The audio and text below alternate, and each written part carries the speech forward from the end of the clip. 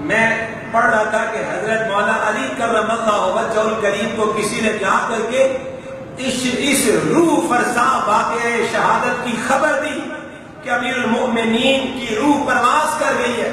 تو مولا علی فوراً آئے۔ جس وقت آپ حضرت امیر المؤمنین کے گھر داخل ہوئے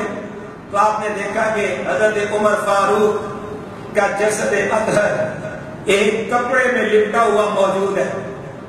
ایک کپڑے میں لپٹے ہوئے حضرت عمر فاروق نظر آئے تو مولا علی نے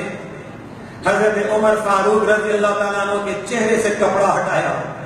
اور کپڑا ہٹا کر کے یہ دعا دی، صلی اللہ علیہ یا عمر، اے عمر اللہ تجھ پہ درود بھیجے، اے عمر اللہ تجھ پہ رحمتیں نازل کرے۔ اور پھر آپ نے سارے صحابہ کو جتنے وہاں کھڑے تھے ان کو مخاطب کر کے فرمایا، سنو، اس زمین کے اوپر اس کفن والے سے زیادہ علی کو کسی کے اعمال نامے پہ کبھی رشک نہیں آیا ہے۔ میں دیکھ رہا ہوں اس کے اعمال نامے کو، میں دیکھ رہا ہوں کہ اللہ نے یہ قبر میں بعد میں پہنچے گا، اللہ نے درجوں کی بلندی کی سند اس کو زمین پر پہلے عطا فرما دی ہے۔ امیر المؤمنین اور حضرت عبداللہ ابن مسعود رو رہے تھے اور رو کر کے کہتے، لوگوں، عمر کی شہادت کا مطلب یہ ہے کہ آج دین کی بنیادیں ہل گئی ہیں، آج سلطنت اسلامیہ کی بنیادیں اور چولے ہلا دی گئی ہیں، آج قیامت برپا ہو گئی ہے، آج فتنوں کا دروازہ کھل چکا ہے، کیونکہ مصطفیٰ کریم نے فرمایا تھا، اے عمر جب تک تو میری امت میں زندہ رہے گا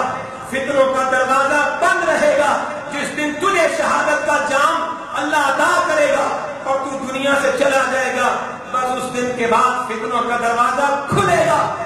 عبداللہ ابن مسعود رونے لگے اور حضرت عثمان ذو النورین اندر آئے، انہوں نے مخاطب کر کے کہا، اے عمر فاروق، میں نے اپنے رشتہ داروں کو اللہ کا قرب حاصل کرنے کے لیے نوازا، ان کے ساتھ حسن سلوک کیا،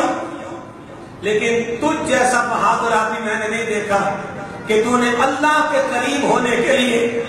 اپنے رشتہ داروں کو آسائشوں سے محروم کیا، عہدوں سے محروم کر دیا، اپنے خاندان کو قریب نہ آنے دیا۔ یہ گواہیاں دی جا رہی تھیں اور یہ اللہ کا محبوب بندہ عمر فاروق اعظم، جس کو دیکھ کر ایک دفعہ حضور علیہ السلام نے فرمایا تھا، میرا عمر، میرا سونا عمر جس راستے سے گزر رہا ہو، شیطان بھی وہ راستہ تبدیل کر لیتا ہے، شیطان بھی وہ راستہ بدل لیتا ہے۔